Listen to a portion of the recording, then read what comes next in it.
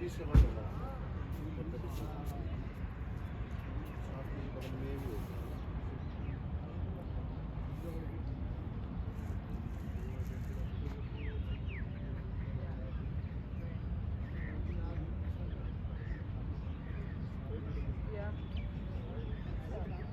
Thank you.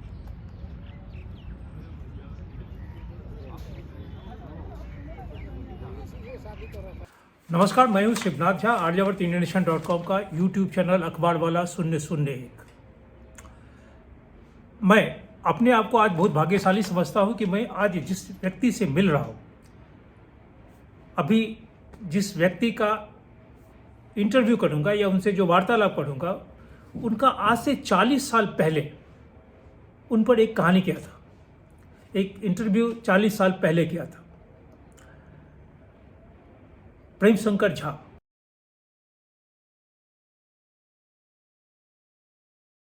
Premshankar Jha के सामने में खड़ा होना मेरे लिए बहुत सौभाग्य की बात है, और यह भी कि प्रेमशंकर बाबू अगर शिवनाथ जी को या शिवनाथ झा को इतना तवज्जो देते हैं कि आज मैं उनके घर में बैठ के उनसे बातचीत किया, तो यह भी बहुत भाग्य की बात है। 1968 में या 1968 से लेकर 1974 तक जब मैं पटना की सड़कों में अखबार बेचता था, उस दौरान साल 1966 में प्रेमशंकर बाबू हिंदुस्तान टाइम्स अखबार में थे।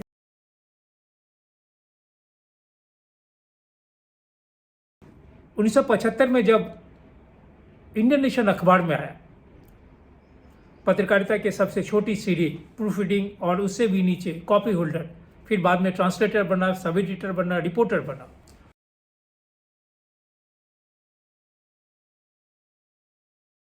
69 में आके प्रेमशंकर बाबू टाइम्स ऑफ इंडिया में ज्वाइन किया। उन दिनों टाइम्स ऑफ इंडिया का जो एडिट पेज होता था, आज भी एडिट पेज है, उस एडिट पेज में बाएं तरफ और दाहिने तरफ पहला आर्टिकल या दूसरा आर्टिकल, अधिकतर पहला आर्टिकल में 4-5 लोगों का प्रकाशन होता था। उनका जो लेख है उसमें चाहे इंद्र मल्होत्रा हो, श्यामलाल हो, गिरिलाल जैन हो, प्रेमशंकर झा हो, उन तमाम चीज़ों, उन जो आर्टिकल्स है उसे पढ़कर, उसे अंडरलाइन करके, डिक्शनरी में उनका शब्दों को देख के सीखा, पत्रकारिता सीखा, लिखना सीखा। ये सन 1969 और 70 की बात हो।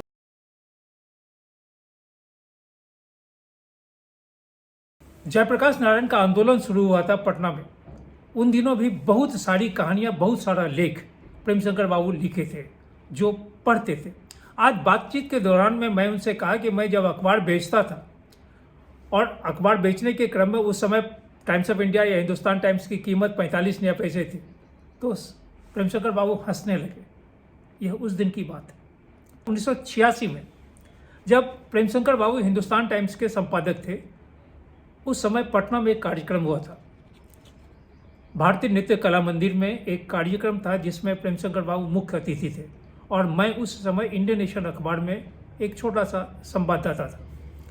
उस समय के जो मुख्य संपादक थे, मुख्य संवाददाता दुर्गानाथ जी मुझे असाइन किए कि आप जाके प्रेमशंकर बाबू से मिलिए, वो जो जो बोलेंगे उसे आप लिखेंगे और फिर आके आप कहानी लिखेंगे। मैं वही किया जो मुझे आदेश मिला। यह 1986 की बात है। प्रेमशंकर बाबू पर जो कहानी किया वो इंडियन नेशन अखबार के प्रथम पृष्ठ पर उस दिन छपा था। आज 40 साल बाद उन घटनाओं को बताते हुए जब इनसे कहा है कि 40 साल पहले एक कहानी किया था और आज फिर एक कहानी कर रहा हूँ, और आज जो कहानी कर रहा हूँ वो उसी अखबार में, अखबार नहीं, एक वेबसाइट पे प्रकाशित होगा, उसका यूट्यूब चैनल पे प्रकाशित होगा, तो बहुत आशीर्वाद दिया। आर्यावर्त इंडियन नेशन ये अखबार आज से करीब 22 साल पहले बंद हो गया था। कुछ लोहे का दोष, कुछ लोहार का दोष, कुछ लेखक का दोष, कुछ पाठक का दोष, कुछ प्रबंधन का दोष, कुछ कर्मचारी का दोष, एवं क्रमेण अखबार समाप्त हो गया। लेकिन उस अखबार का जो संस्थापक थे महाराजा दरभंगा या उनके भतीजे कुमार सुरेश्वर सिंह, जिन्होंने मुझे 16.5 साल की उम्र में नौकरी दिए थे, उनके सम्मानार्थ यह वेबसाइट पर आज जब प्रेमशंकर बाबू पर कहानी, शायद उन तमाम गुरुजनों को, उन तमाम संपादकों को, उन तमाम जो संवाददाता थे उस ज़माने में, जिनसे कुछ सीखा, उनके लिए यह समर्पण हो।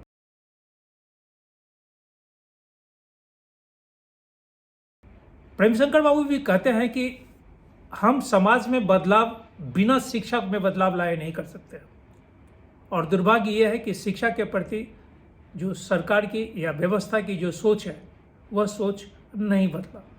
सरकार कभी नहीं चाहती है कि समाज के लोग शिक्षित हो, क्योंकि अगर शिक्षित होगा तो उसके सोच में बदलाव आएगा। सोच में बदलाव आएगा तो इसका अर्थ यह है कि उनका जो मत है, उनका जो मतदान है, उस मतदान पे प्रभाव पड़ेगा। इसलिए सरकार नहीं चाहती है कि लोग कागज़ पे भले दिखा दें कि हम कितने शिक्षित हैं, समाज का वर्ग कितना फीसदी शिक्षित है, यह अलग बात है, लेकिन हकीकत यह है कि हम शिक्षित करना नहीं चाहते। हमारे यहाँ जो आंकड़े का खेल होता है, यह आंकड़ा का खेल भी एक अलग स्कैम है। हम आंकड़ों को दिखा, ये मैं नहीं, ये प्रेमशंकर बाबू भी बोलते हैं। बहरहाल आप देखेंगे कि किन किन बातों पे उन्होंने, मेरी क्षमता, मेरी औकात नहीं है कि मैं प्रेमशंकर बाबू से सवाल पूछूं।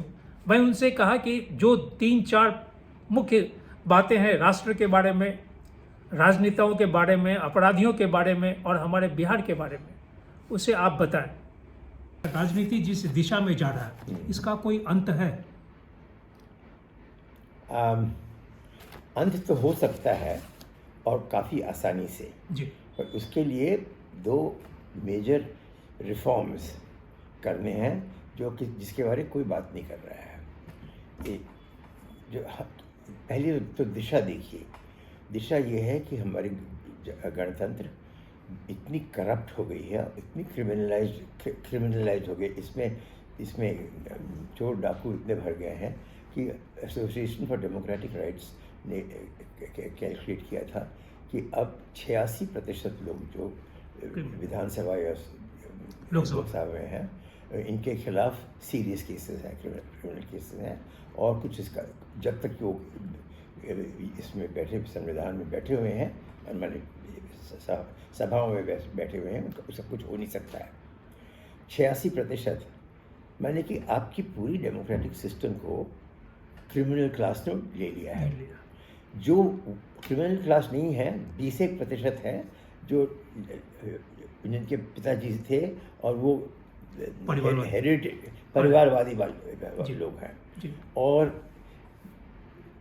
बाहर से जो असल लोग हैं, वो जो कुछ रिजर्व्ड क्लासेस में हैं, लोग आ रहे हैं, उनमें कुछ नए लोग आ रहे हैं, विमेन में कोई नए लोग आ रहे हैं और कोई नहीं है।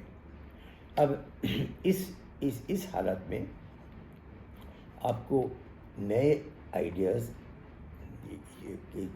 और ये माने ये इच्छा कि हम संविधान, हम क्या कहते हैं, विधानसभा या लोकसभा के ये बद में मेंबर बनना चाहते हैं, कि हम किसी की बड़ाई करने के लिए करना चाहते हैं, किसी ट्राइब या कास्ट या किसी एरिया के लोगों को उनका उद्धार करना चाहते हैं। ये लेके कोई नहीं आता है, वो आते हैं पैसे बनाने के लिए, और पैसे बनाना जो ना भी चाहते हैं ना, उनको करना ही पड़ता है, क्योंकि हमारे यहाँ इलेक्शंस में कोई फाइनेंसिंग सिस्टम नहीं है। ब्रिटेन की जो कॉन्स्टिट्यूशन थी, उसको हम लोगों ने लेके बगैर सोचे बूझे हुए फेडरलाइज करके ले लिया। लोग डॉक्टर अम्बेडकर को बहुत दाद देते हैं और लोगों को बहुत दाद देते हैं, बट असलियत है कि इनको डेमोक्रेसी का समझ नहीं था।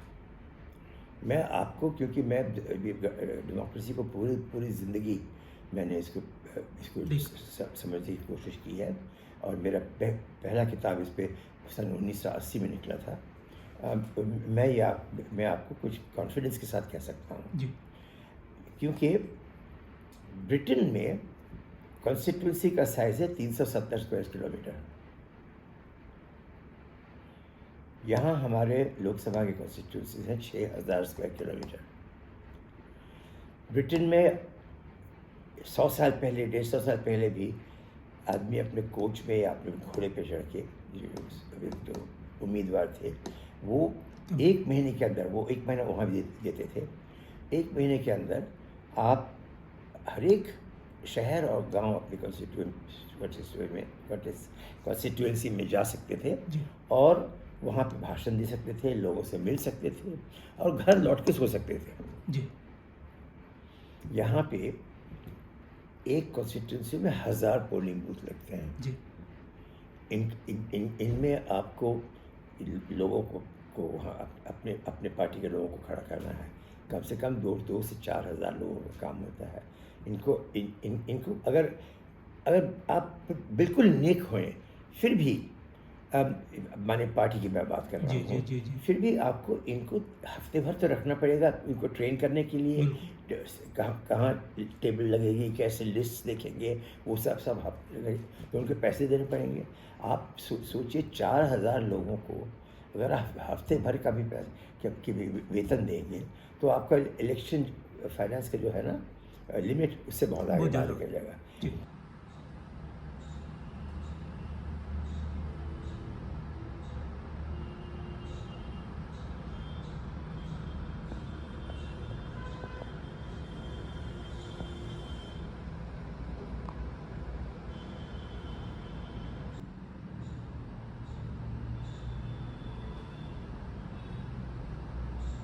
तरीके से माने ऑनेस्ट तरीके से इसको आप नहीं एकत्रित करने देंगे लोगों को, तब सब लोग क्रिमिनल बन जाएंगे। बिल्कुल। और अब ये मिसेस गांधी, पहले तो हम इसका कॉन्स्टिट्यूशन में कोई वर्णन ही नहीं है। दूसरा, जबकि कांग्रेस से राजागोपालाचारी जुदा हो गए और क्या कहते हैं वो स्वतंत्र पार्टी बनाया उन्होंने। उस वक्त इंडस्ट्री जो उनको पैसे देती थी बहुत, उसमें से जाके उनको राजागोपालाचारी को जाने लगा। वो कंपनीज दे रही थी। तो 1967 में मिसेस गांधी जब हार के नज़दीक आई थी, 2082 सीट मिले थे जैसे कि भाजपा को पहली दफ़ा मिला था, उन्होंने उसके बाद एक बैन ऑन कंपनी डोनेशंस लगा दिया। पहले तो ये लीगल था, वो पार्टीज को दे सकते थे, वो उसको क्या कहते डिक्लेयर करते थे, उससे टैक्स एग्जेम्पशन मिलता था। वो पहले तो टैक्स एग्जेम्पशन उन्होंने ख़त्म कर दिया, उसके बाद उन्होंने पूरा ही ख़त्म कर दिया।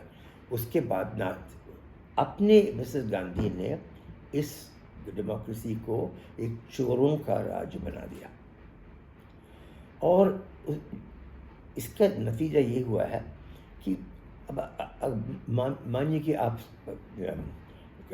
जैसे कि मैं मधुबनी पंडोल हनुमान नगर उस इलाके का हूँ, मैं मधुबनी से खड़ा होना चाहता हूँ। मैं पैसे कैसे कलेक्ट करूँगा? कुछ लोग आएंगे मेरे पास, कहेंगे हमें इतना आपको दे सकते हैं, इतना दे सकते हैं, इतना दे सकते हैं। वो हमारे नज़दीकी हो जाएंगे, पैसा एकत्रित हो जाएगा, मैं शायद थोड़ा सा लोन भी ले लूँगा बैंक से, और वो वेरी हाई इंटरेस्ट पे देते हैं, थोड़ी बहुत देते भी हैं। पर ये करने के बाद ये लोग कहेंगे अगर हम जीत गए कि देखिए हमारा ये करवा दीजिए, ये करवा दीजिए, मैं ना कैसे कह पाऊँगा। और जो लोग ये पैसा, जिनके पास ये कैश पैसा है, वो अक्सर गुंडे हैं। तो इसको कहते हैं क्लाइंटलिस्ट डेमोक्रेसी। ये फ्रेज़ केन्या की डेमोक्रेसी के बारे एक बहुत मशहूर ब्रिटिश पॉलिटिकल साइंटिस्ट थे, उनका नाम है शायद जिंदा है अभी भी, कॉलिन लीज, LEYS। उन्होंने पहले लिखा था इसके बारे में सन 86 या 87 नहीं 67 या 68 में। हाँ, तो वो यहाँ हमारा बन गया है क्लाइंटलिस्ट डेमोक्रेसी, और वो क्रिमिनलाइज्ड डेमोक्रेसी बन गया है। तो ऐसे हालात में कोई लोगों के बारे में सोच नहीं सकता है, सिर्फ कैसे अगले इलेक्शन के लिए कैसे इलेक्ट करेंगे, पैसे देंगे। और जो मैंने उधार लिया है, और जो अच्छे लोग हैं वो उधार लेते हैं, वो कहते हैं आपका पैसा नहीं चाहिए। अब उधार कैसे इंटरेस्ट के साथ, सूद के साथ कैसे लौटाएंगे? सब के सब उनको बेईमानी का रास्ता के बदले और कोई रास्ता रहा नहीं। हमने ऐसी डेमोक्रेसी बनाई है यहाँ पे।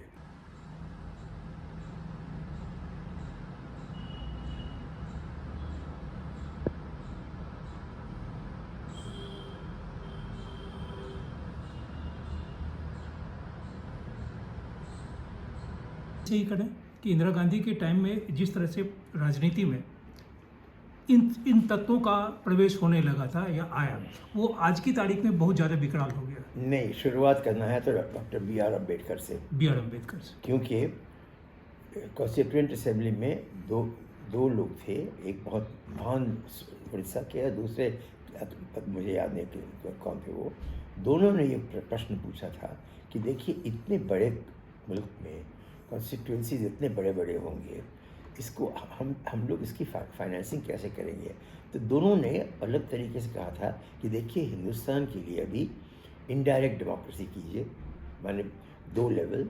एक ने कहा था कि देखिए सब पंचायतों को आप पहले इस्टेब्लिश कीजिए, इनके सरपंचों को आप बनाइए, क्या कहते हैं, दी वोटर्स फॉर द लोकसभा विधानसभा। दूसरे ने कुछ ऐसे ही थोड़ा सा डिफरेंट, उन्होंने भी इनडायरेक्ट डेमोक्रेसी की बात की थी। अम्बेडकर साहब उठे और कहे, mister chairman, I have great respect for both these gentlemen, उनका नाम लिया उन्होंने कहा, I regret to say that both these suggestions are not practicable. क्यों? बैठ गया, उन्होंने समझाया नहीं, बैठ गए। मैं जो मैंने पढ़ा कॉन्स्टिट्यूशन डॉक्यूमेंट्स में, वो मैं आपको बता रहा हूँ, बैठ गया।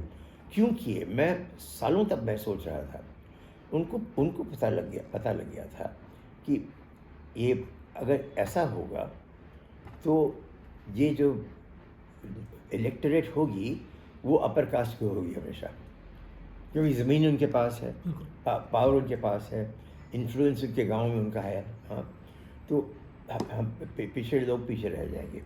अब गांधी जी ये समझते थे, ये नहीं कि वो नहीं समझे, इसीलिए उन्होंने रिजर्वेशन किया, और पर सिर्फ 15 साल का। क्यों 15 साल का? क्योंकि 15 साल में आप सबको एडुकेट कर सकते थे, तब ये जो एजुकेशन का जो प्रॉब्लम जो था वो ख़त्म हो जाता। बिल्कुल। ज़्यादा से ज़्यादा आपको और 15 साल करने पड़ते।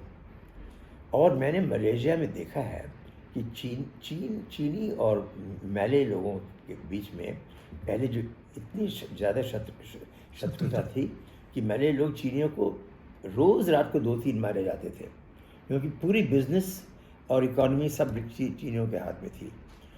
मैं 1970 में मलेशिया में था, उस वक्त मैंने देखा था।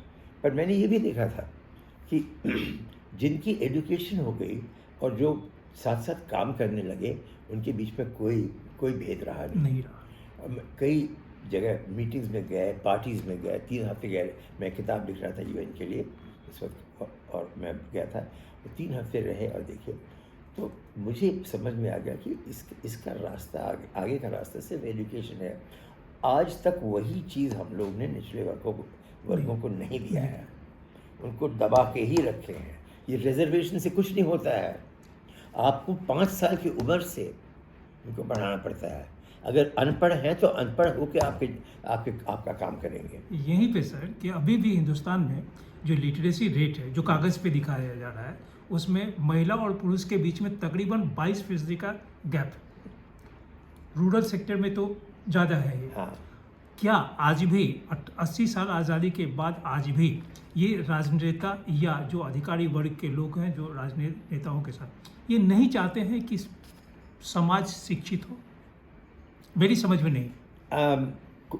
कुछ काफ़ी हद तक नहीं चाहते हैं, जी। क्योंकि शिक्षित हो जाएगी ना तो उनके हाथ से निकल जाएगी, ये मुश्किल है। हम जैसे अंग्रेजी में कहते हैं ना, we have a vested interest in a criminal democracy.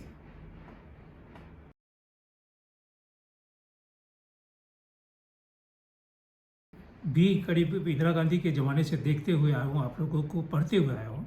लगता है कि अभी की जो राजनीति है वो एक जगह, इंदिरा गांधी के समय में भी सेंट्रलाइज हो गया था।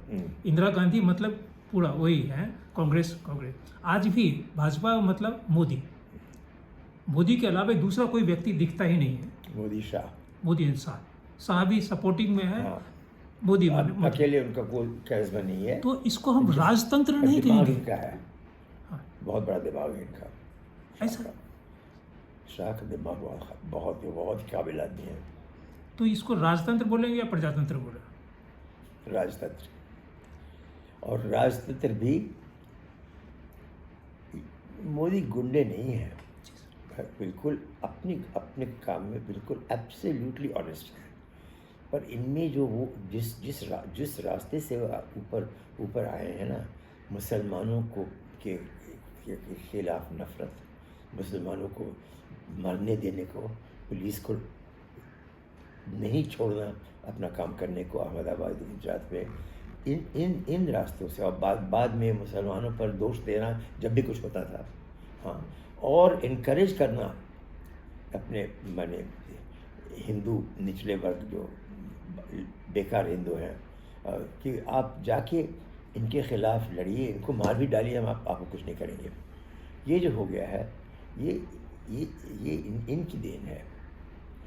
और जो वाजपेयी जी के जो लोग थे, जो एक अलग ही तरीके की भाजपा थी, वो भाजपा को उन्होंने कम्प्लीटली डिस्ट्रॉय कर दिया है।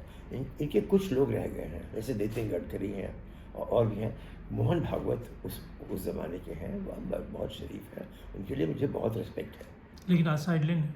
पर वो कर क्या सकते हैं, वो तो पावर में नहीं है ना। और अगर ये इलेक्शन जीत के आए इन दोषों के बावजूद, तो भागवत साहब को अपना मुंह बंद करना पड़ता है। यही हुआ ना। बिल्कुल। आप इनके क्या कहते हैं स्पीचेस सुनिए पिछले 5 साल के, और अब अगले, और अब इलेक्शन के बाद वाले, वो चुप हो गए हैं, क्या कर सकते हैं।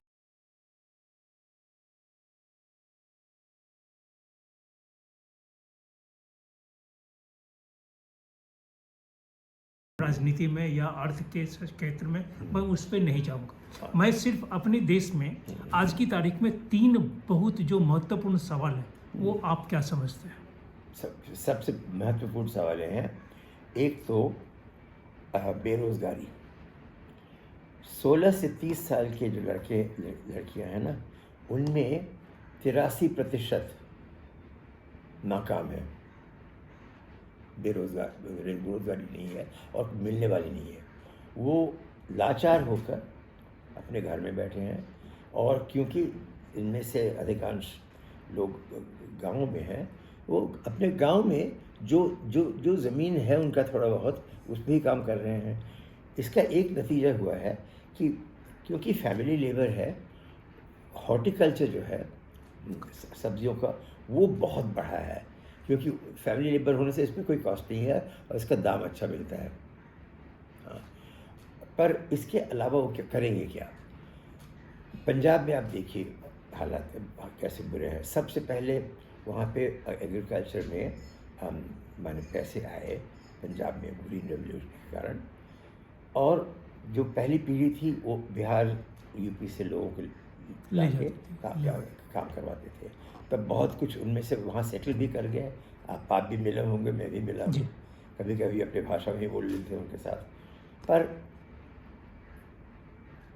ये कंटिन्यू किया क्योंकि जो लड़के जो थे एंगेज, जिनको अब पैसे हो गए थे, वो स्कूल और कॉलेज गए। उसके बाद वो फिर कुदाली उठाना नहीं चाहते थे, तो उनको काम नहीं मिल रहा था।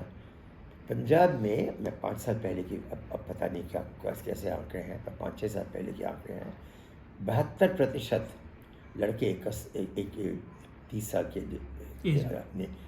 नीचे के कम आयु के जो हैं, 72% अफीम और गांजा खा रहे थे।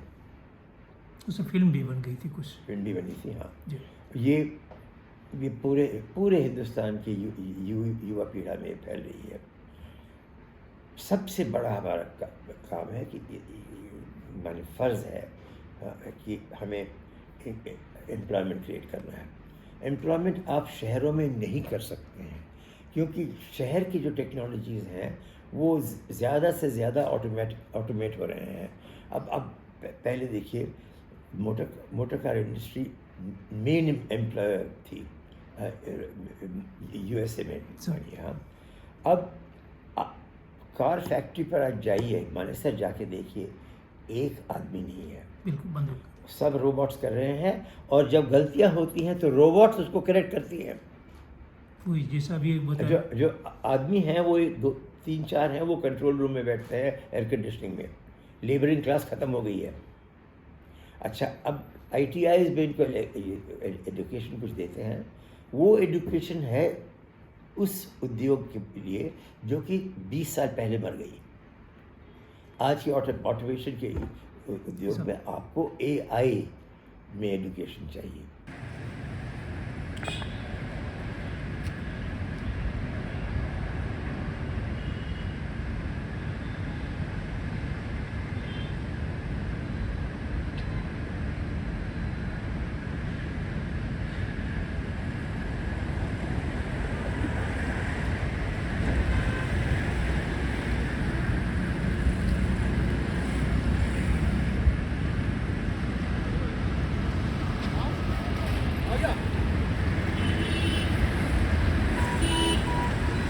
स्किल इंडिया फॉर्मेशन एक हमारी गवर्नमेंट की ऑर्गेनाइजेशन है। वो जैसे कि बाकी करते हैं, सालाना वो एसेस करते हैं। उनकी लेटेस्ट असेसमेंट में उन्होंने कहा था कि more than half the educated young people of India are not fit for any job in industry today. Why? क्योंकि उन्हें तकनीकी ज्ञान नहीं मिला, कुछ जिस ज्ञान का काम था उनको मिला नहीं है। मिला नहीं। और तो ये इनको स्किल्स नहीं है, इसका मतलब है। तो फिर कागज़ पे जितना दिखाया जा रहा है कि हमने पूरे वर्ल्ड देश में इतना एम्प्लॉयमेंट जनरेट कर दिया है, तो सब ये फॉल्स। मैंने तो आप शायद नोटिस किए होंगे कि पिछले 3-4 सालों से मैं अर्थशास्त्र पे मैंने शुरू किया था लिखना, इकोनॉमी पे। मेरी पहली किताबें भी उसी में थी। अब मैं उस पर लिखना छोड़ दिया हूँ, क्योंकि आंकड़े इतने ज़्यादा और झूठे हैं। अब मैंने उनमें से झूठे आंकड़े की तादाद इतनी हो गई है कि मुझे इसको सेपरेट करने का ना तो टाइम है, ना मेरी एजुकेशन है।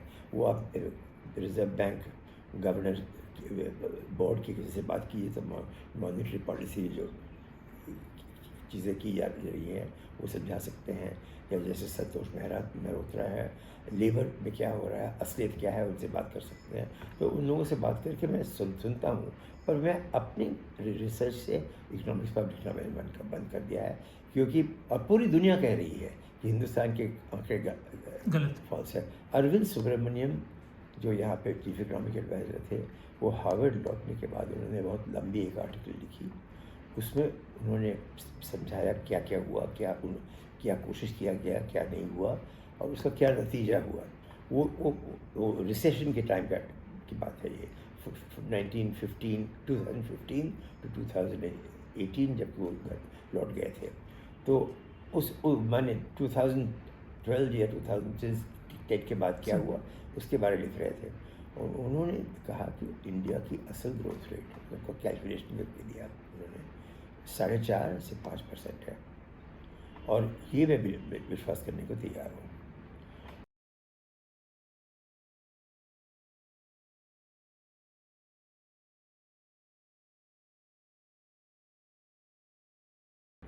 मैं ये नहीं कहना चाहता हूँ कि मोदी सरकार ने कुछ अच्छी चीज़ें नहीं की है, कुछ चीज़ें उन्होंने की हैं। हमारी इंफ्रास्ट्रक्चर उन्होंने बिल्कुल बदल दिया है। जिस इनके कैबिनेट में जो भी इसके लिए रिस्पॉन्सिबल हैं उनको पूरी दाद देनी चाहिए, और उनको भी इसके लिए दाद मिलनी चाहिए। इसके अलावा और कुछ नहीं हुआ है। दूसरा क्या महत्वपूर्ण समस्या है भारत के सामने में आज राजनीतिक दृष्टिकोण से? मैंने आपकी राय भी क्या है कि आपकी राय? तो एक तो ये बेरोजगारी है ना जी। अच्छा, दूसरी बात है एजुकेशन में। सर, एजुकेशन में 2 कमियां हैं, बहुत बड़ी कमियां हैं। एक तो हमारे मुल्क में दुनिया के 7 मेजर रिलीजन हैं, इनके बारे एक शब्द नहीं सिखाया जाता है, क्योंकि हम लोगों ने सेक्युलरिज्म को अंग्रेज ढंग से डिफाइन किया as getting away from religion. Europe में एक रिलीजन के दो जो सेक्शन थे उनमें लड़ाई होती थी। यहाँ पर तो हमारे हिंदू मुसलमान सुन्नी शिया, माने मुसलमानों में करीब शिया 5 तरीके के हैं। कितने लोग जानते हैं इसके बारे में? सुन्नियों में भी ऐसे ये हैं। अच्छा, ये तो सिर्फ मुसलमान में, हिंदुओं में जात पात लाखों के हैं। बिल्कुल। तो अगर आप कंपैरेटिव रिलीजन न सिखाएं और बच्चों को न सिखाएं कि देखिए इन सब 7 ग्रेट रिलीजन दुनिया के हैं, उनका सार, उनका तत्व एक ही है और ये 10 चीज़ों में आप उसको लिख सकते हैं। दिन इलाही में वही है, 10 कमांडमेंट्स में वही है, आप जो देखें। ये अगर आप बच्चों के ध्यान में 6 साल से न डालेंगे, 6 साल की उम्र से, तो आगे कुछ नहीं करेंगे। ये किसी स्टेट में, ये सेंटर ने सोचा तक नहीं इसके बारे में। फिर religion is critically important. Secularism does not mean that you don't teach religion. Secularism means that you teach all religions and show that they all lead to the same place. Swami Vivekananda ji ने Chicago conference of religions में 1893 में कहा था that all religions are like different paths up a mountain. The paths are different, but the top of the mountain is only one. They are like different streams, rivers flowing into the sea. There are many rivers, but the ocean is only one. Sir. और उन्होंने जो कहा था ये तो पूरी दुनिया में फैल गया था। उन्होंने जो कहा, उन्होंने वो नाम ही हो गया, हिंदुस्तान का नाम उन्होंने उजागर करके रख दिया। पहले तो हिंदुस्तान के बारे में कोई सोचते भी नहीं थे, सोचते थे हम लोग सैवेजेस हैं जिनको कि कॉलोनाइज करके सिविलाइज किया जा रहा है। तो ये हम लोगों को पहले से ही सिखाना चाहिए था।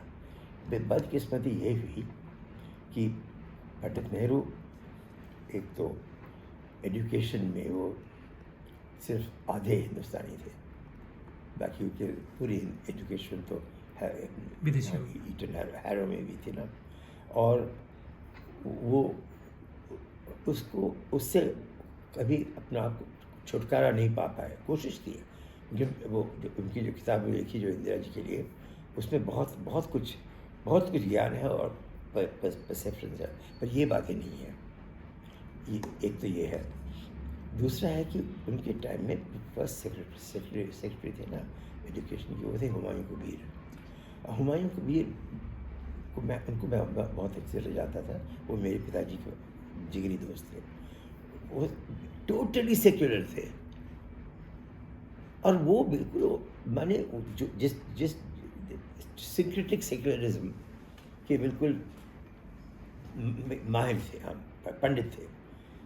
पर कॉन्स्टिट्यूशन में, क्योंकि ब्रिटिश कॉन्स्टिट्यूशन को हम लोग फॉलो कर रहे थे, हम लोगों ने रिलीजन को बिल्कुल बाहर कर दिया।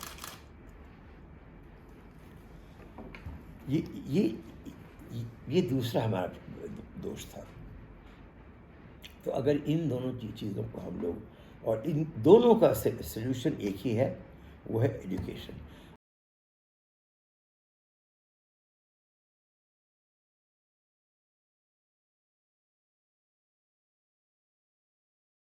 क्या हो गया है, क्योंकि साउथ में एजुकेशन अच्छी तरह की है।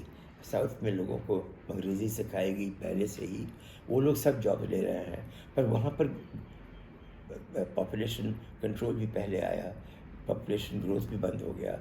अब उसको सज़ा देना चाहते हैं, इनके नंबर्स वहीं रख के, और 260 लोग और जो अनपढ़ निकम्मे नाकाम लोग हैं उनके वोट से आप पार्लियामेंट को बढ़ाना चाहते हैं। मैं आपको एक बात कहता हूँ, ये जब अगर ऐसा रीडिस्ट्रीब्यूशन हुआ तो उसके 5 साल के अंदर हिंदुस्तान टूट जाएगी, नहीं रहेगी, ये मान जाइए।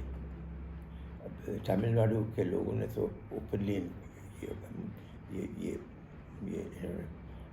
वार्निंग दिया है, क्या चेतावनी दी है, पर केरला में कोई फर्क नहीं है। और तेलुगु बहुत बहुत स्ट्रॉन्ग, बहुत बड़ी भाषा थी, बल्कि तमिल से बड़ी भाषा थी। सबसे बेस्ट जो क्या कहते हैं पोएट्री और जो लिटरेचर जो आप साथ देंगे वो तेलुगु में है, तमिल में नहीं है। तो अब वो भी किस हद तक इसको बर्दाश्त करेंगे कहना बहुत मुश्किल है। और एक दफ़ा जब कि बिछोड़ शुरू होगा तो वो साथ के साथ जाएंगे, तो सिविल वॉर हो जाएगा यहाँ पे। हाँ, रास्ता तो वही जा रहा है, वही जा रहे हैं। और ये हमारे जो ग्रेट प्राइम मिनिस्टर हैं ना, जिनका एक ही काम है अभी कि हम प्राइम मिनिस्टर रहें ज़िंदगी भर, जिससे कि हम जो जेल न जाएं, क्योंकि अहमदाबाद में जो हुआ उसके लिए जेल जा सकते हैं, और जा भी नहीं भी जाएं तो अपने बाकी ज़िंदगी वो सिर्फ कोर्ट्स में लड़ते बिताएंगे और कुछ नहीं होगा। सो वो तो किसी हालत में उनको तो ऑल और नथिंग वाली बात होगी ना। मैं कुछ भी करूँगा, किसी को भी झूठ बोलूँगा, किसी को भी मरवाऊँगा, कहीं भी कुछ करूँगा, पर मैं प्राइम मिनिस्टर ही रहूँगा। लेकिन ये जो 75 का चक्कर है वो 75 तो अब हो ही गया है, क्या अगले साल भी रहेंगे, अगले 29 में भी? अरे बाबा, ये क्या कहते हैं, रूल उन्होंने बनाया था अडवाणी, मुरली मनोहर जोशी और एक दो और लोगों को निकालने के लिए, और कुछ नहीं। अडवाणी जो इनके पेट्रन थे, अडवाणी जिन्होंने इनको प्राइम मिनिस्टर बनाया, उनको सबसे पहले इन्होंने निकाला। मैंने इनमें कोई लॉयल्टी है? सोचिए थोड़ा सा। हाँ, अच्छा, एक तो जब अपने 75 हुए तो कहे कि हमारे लिए पार्टी ने कहा एक्सेप्शन, प्राइम मिनिस्टर के लिए एक्सेप्शन हो सकता है, ख़त्म बात।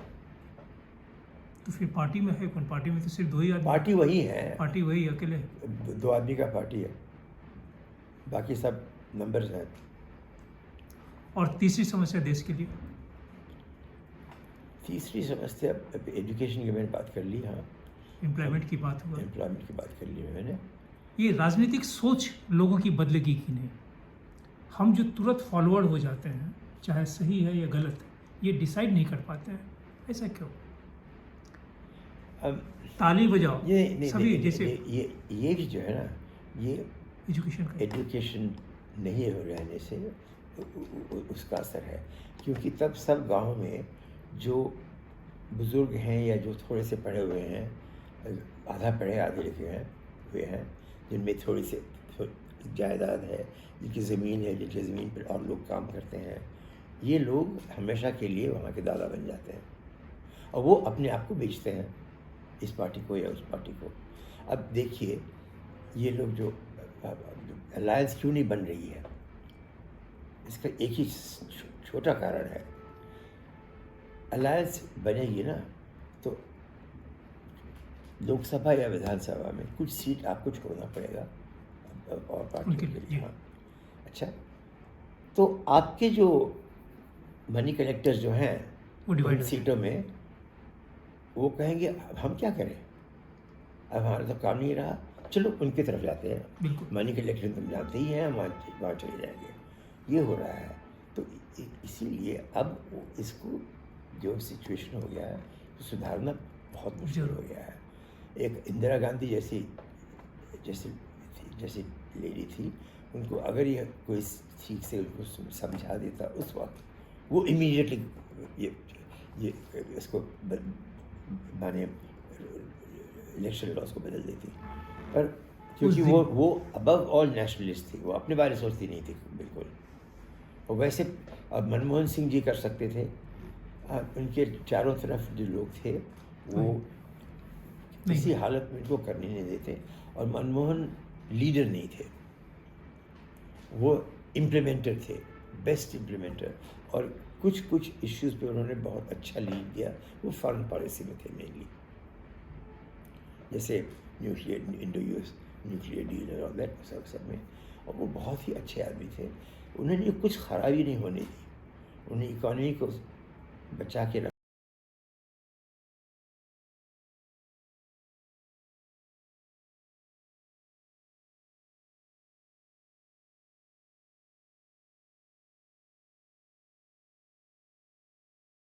प्राइम मिनिस्टर हुआ उसमें लगभग कोई अब नहीं है।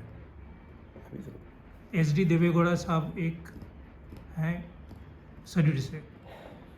असलियत ये है प्राइम मिनिस्टर कोई भी बन सकता है,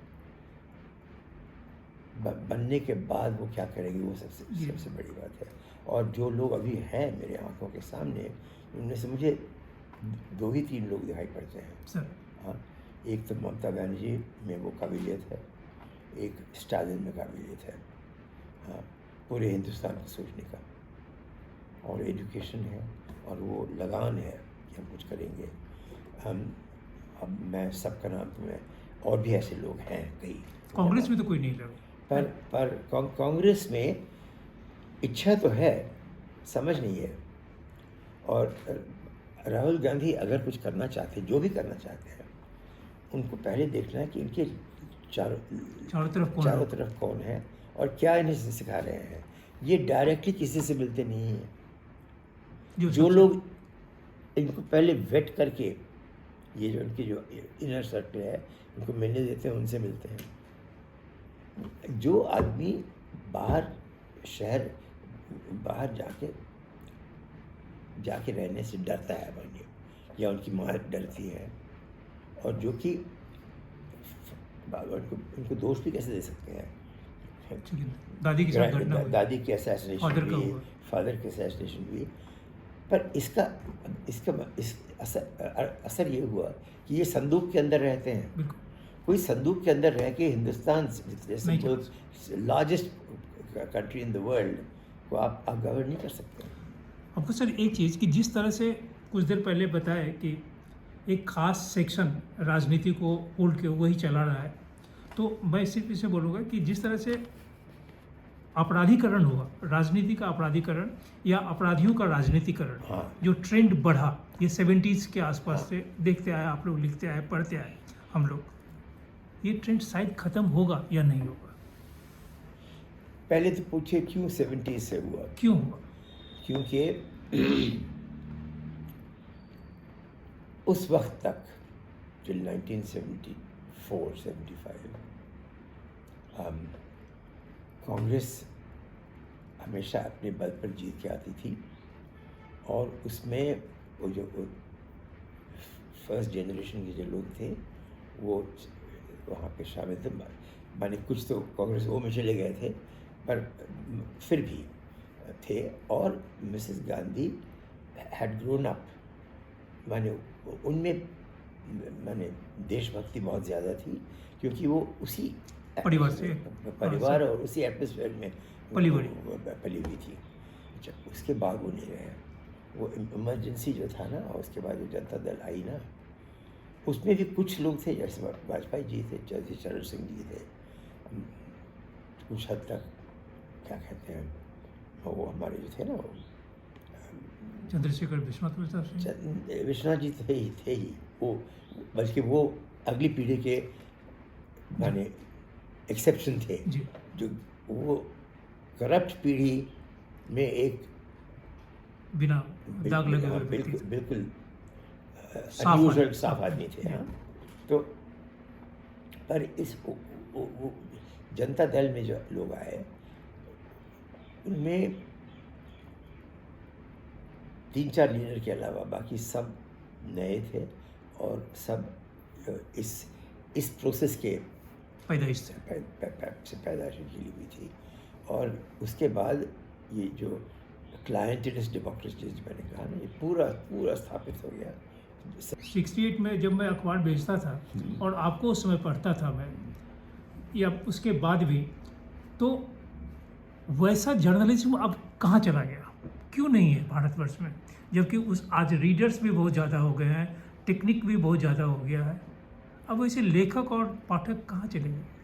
लेखक और पाठक जो सच्चाई में विश्वास करते थे, वो सब जर्नलिज्म छोड़ दिए हैं और वो पॉडकास्ट में चले गए हैं। यहाँ भी नहीं, सिर्फ यहाँ नहीं, यूएसए में तो इससे और भी ख़राब हुआ है।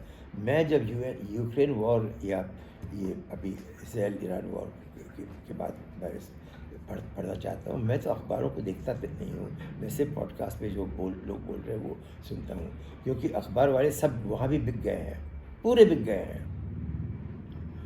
यहाँ भी वही हो गया है। क्यों हो गया है? क्योंकि ये सब टीवी स्टेशन चलाना तो और भी एक्सपेंसिव है, पर अखबार भी चलाना उसमें बहुत पैसे लगते हैं, बहुत पैसे लगते हैं। और आपको अगर एडवर्टीज़मेंट ना मिले तो आप कैसे चलाएंगे? और मेन सोर्स ऑफ एडवर्टीज़मेंट आपका गवर्नमेंट है।